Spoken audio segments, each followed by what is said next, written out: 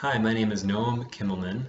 I'm an HMP alum in 2012, and I currently own a business that sells a high-priced product with a short shelf life to a low-income consumer with no stated demand for that product in the place where they least expect it.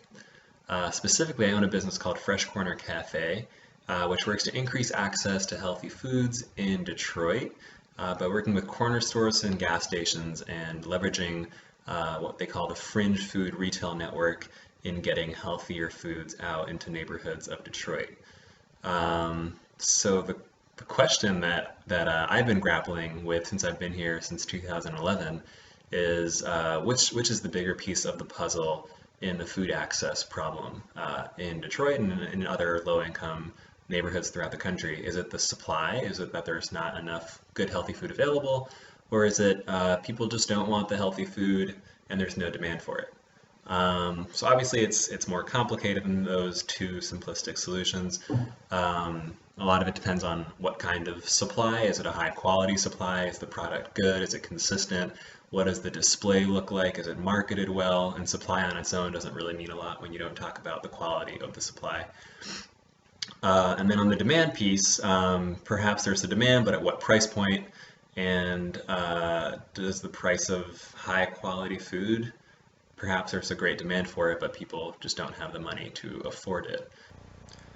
So to give you an example from my experiences, so Fresh Corner started in 2011, and we quickly expanded into about 35 corner stores and gas stations within a year. And we were providing fresh and healthy meals to pretty much every single corner in Detroit, and a healthy meal was accessible and available throughout the entire city. And it was great, and we felt like we were really putting a dent in this fresh food access piece. But after taking a step back, we realized that we were losing over $7,000 a month servicing these accounts. And it's not to say that the demand wasn't there. Maybe we were selling about 30 healthy meals a week per store, but the costs associated with providing the supply were just exceeded the dollars in demand and maybe what the market could bear. So on that side, maybe it suggests that the demand is the problem and that the cost of supplying is just too expensive. On the other hand,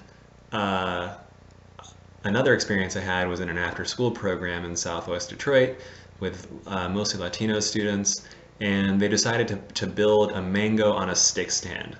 That's a pretty healthy snack. They put some chile and limon on it, and it's a cultural favorite. And they put a stand in their high school cafeteria and sold over 250 mangoes for $1.50 a piece in the span of about 2 to 3 hours. So they made over $400 and by selling a healthy snack and essentially out competing the vending machine and the hot Cheetos inside of those machines. So on that end, you could say the demand really is there. It's just the kind of supplies that are culturally relevant supply, who's the one selling it, who's the one marketing it, and those pieces of the supply make a huge difference in how high the demand is.